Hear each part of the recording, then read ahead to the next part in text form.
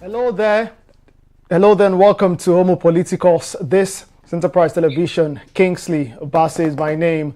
Let's turn attention today on the show as we spotlight Professor Mahmood Yakubu, who formerly now has stepped aside as chairman of the Independent National Electoral Commission after a remarkable 10-year tenure. First appointed by former President Muhammadu Buhari in November 2015, Professor Yakubu steered Nigeria's electoral body through two 5-year terms, and he did earn himself a reappointment in 2020, guiding the commission from a series of fraught polls into an era of biometric registers, digital accreditation, and real-time results transmission. Well, that part controversial, but yeah, we'll get to that. Well, he's now stepped aside, handing the reins to May Agbamuche-Mbu in an acting capacity, and today on the program we'll be assessing the impact of his decade-long stewardship, the modernization of our voter register, the reforms in election management, and the challenges that lie ahead for Nigeria's democracy. Let's discuss Professor Mahmood's legacy and explore what his departure means for the future of credible elections in Nigeria. Welcome again to the broadcast. Kingsley Bass is my name. I'm joined today, virtually though, by the President's Credibility Group and former President of Kenga, an Igbo cultural think tank, Chief Godi Wazurike. He joins me virtually as mentioned. Many thanks for joining me, Chief. Yeah, thank you and good evening. Yes, very pleased to have you on the broadcast today. You have witnessed, Chief, many elections in the country, and indeed the few electoral commission chairpersons. Well, what can you say about Professor Mahmood Yakubu now that he's served the country for 10 years, one full decade of stewardship? Well, first and foremost, there is no other person who has spent more than 5 years as chairman of any independent election, whether dependent or independent election tribunal or commission in this country. Yes. I can even, if you start First Republic, didn't work. Under Shagari, Chief Michael Ani, it didn't work.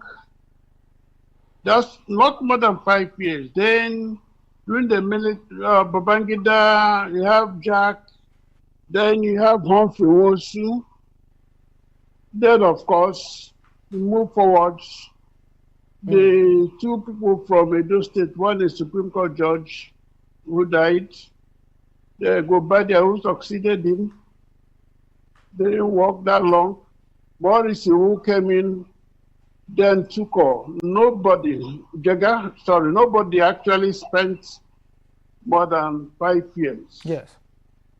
So it is an innovation that Professor Mahmood became the only person. Now the question we're asking is this: having conducted more elections than anybody, is there any sign that there was an improvement or that he learned anything? Did this country benefit from his experience? I would say no. With a loud no. 2019, yes, somebody can say, okay, we'll pardon him for making some mistakes at the presidential election. Remember that in the year 2020, Felix Okoye came in as the chief spokesman, or rather a director, and was the national commissioner. It was a lot of change. He assured us that Professor Mahmood Yakubu will do a wonderful job. He convinced everybody. And so 2023 came. The very experiment he made in Edo State election in the year 2020, he could not repeat it in 2023. The discord he brought into our electoral system is shocking. Let me just explain it more. Till today, people are still waiting for the certified true copy of the results of the 2023 election. Peter Obi and Atiku applied for it They were asked to pay. They paid. Up till now, they have not received a copy. And at the tribunal, they couldn't file the copy because the copy did not come.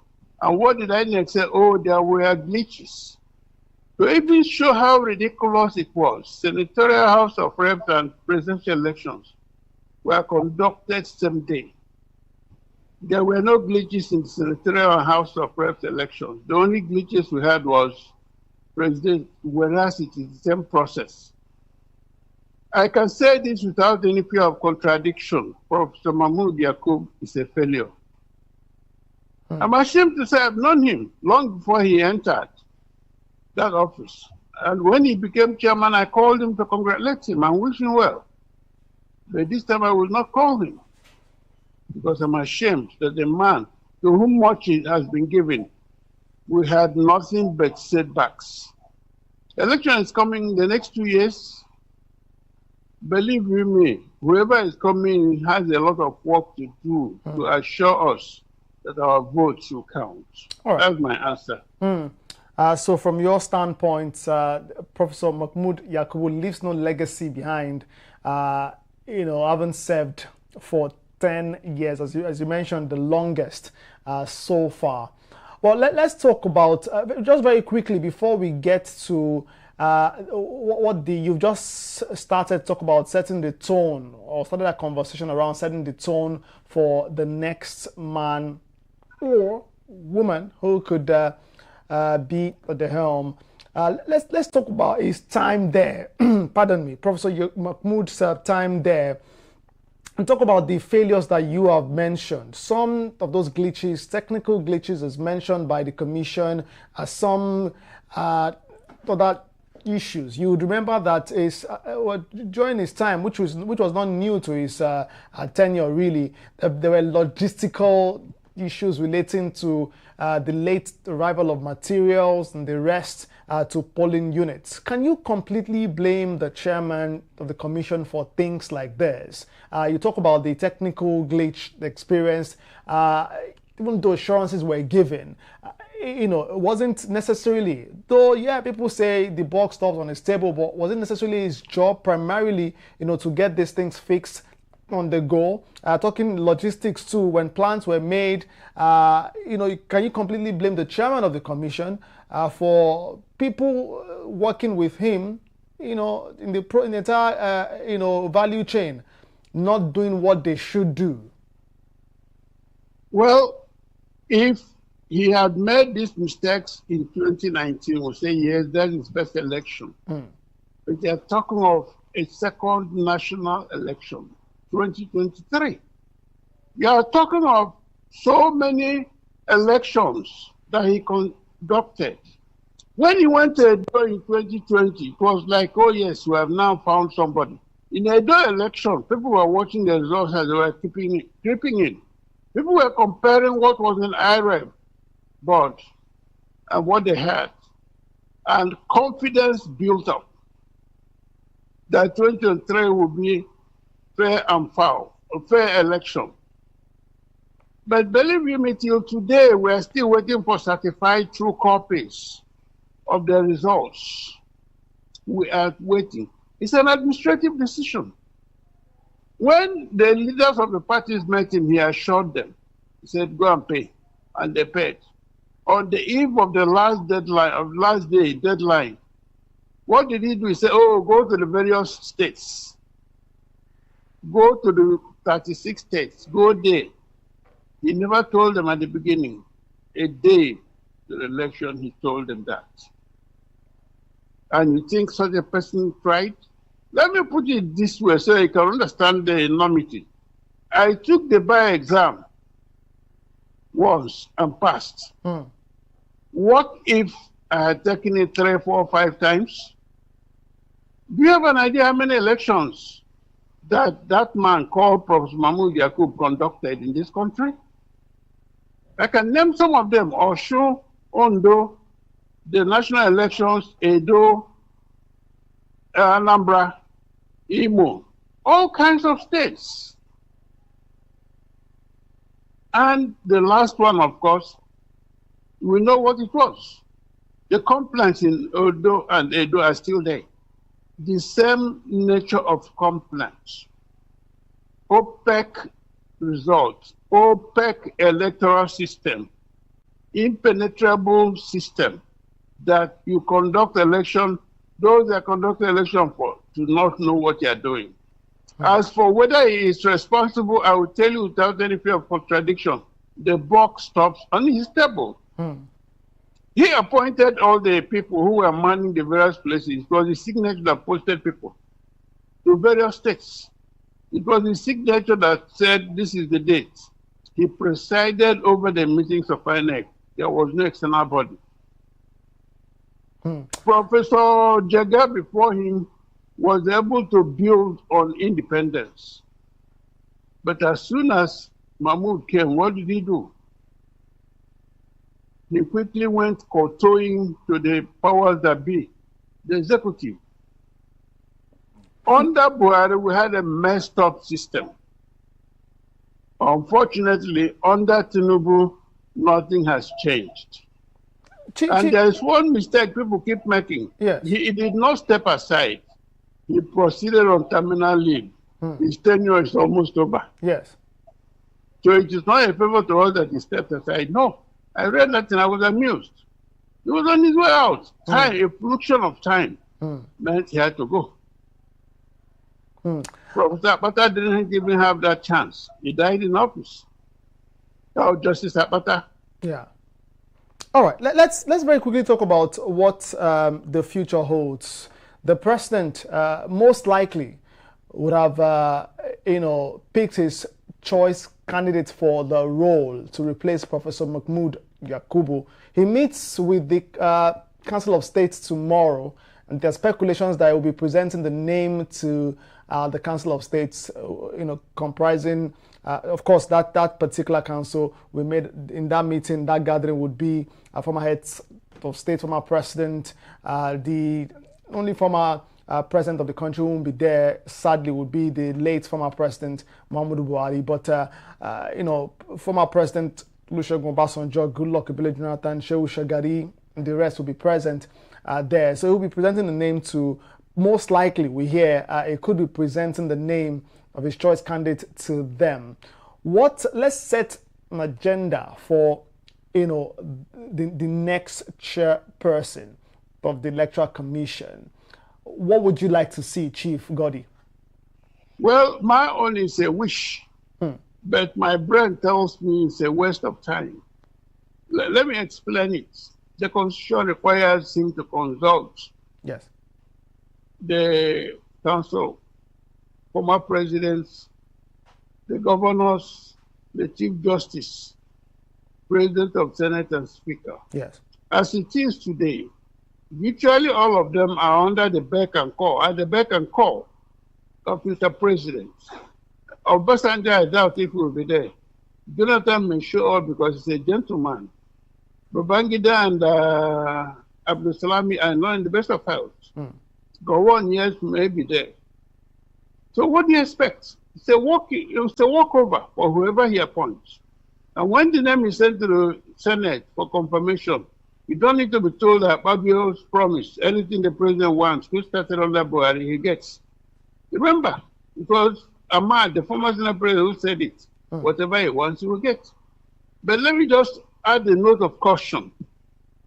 When Obasanjo was appointing the only chairman of INEC, in fact, the second, because the first one was Gobadia, second one was Morrissey. He went outside his own zone, went outside the Southwest. When Jonathan was appointing, he went outside South-South. He went north.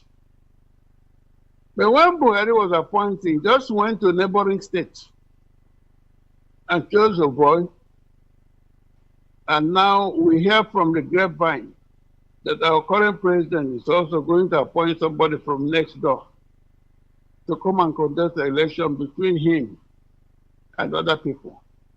So you don't need to be told that things are not looking good.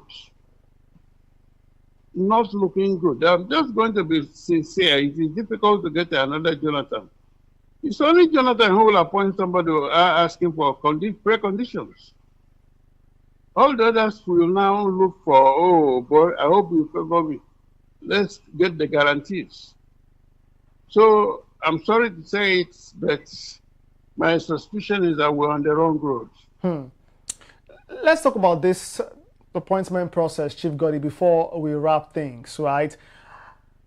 Do you think we should continue on this path? The president consults with the Council of State, nominate his choice candidate to the Senate for confirmation. The Senate confirms, returns name to president. President,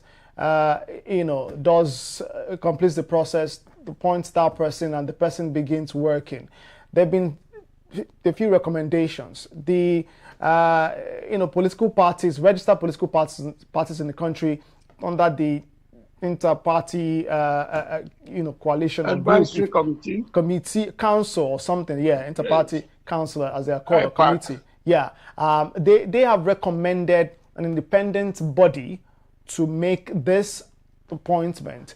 Just while they do that, the national secretary of the African Democratic Congress, former governor of Osun State and former minister, immediate past minister of Interior in the country, Benny Rauf, has now recommended too that political parties who have, at least 5 lawmakers at the National Assembly should be made to, appoint or nominate the chairperson for the Independent National Electoral Commission. Is this the way to go? Do you align with any of these 3 recommendations, or you have yours? Well, the weak part of this recommendation is that the power to appoint INEC chairman is constitutional. So to have a change in the procedure, you need to amend the constitution. So Rauf was there with Buhari for 8 years. They had a chance. Even as they were going to make the proper changes, they didn't. Now I cannot see Tinubu making any change, any constitutional change for the benefit of this country. One thing I will always say is that a bad system benefits people, and those who benefit from it do not see anything wrong with the system. I'm just being sincere. They don't see anything wrong in the present system where Mr. President appoints the referee in the match he's going to play. You only have somebody like Jonathan who will be honest enough to give them freedom. When Buhari was there, his niece was a member of the commission. Before he left, another niece was there. So now Tinubu from the grapevine I hear is going to appoint a familiar name. Do you think that person will now be honest and straightforward? It's not Humphrey Wars. It's Humphrey Wars who will do an honest job and fall down with it and take the punishment lying down. So we are in trouble. In the past 10 years, the APC has been in power, and everything that will possibly go wrong has gone wrong with INEC. Well, we'll leave things there today.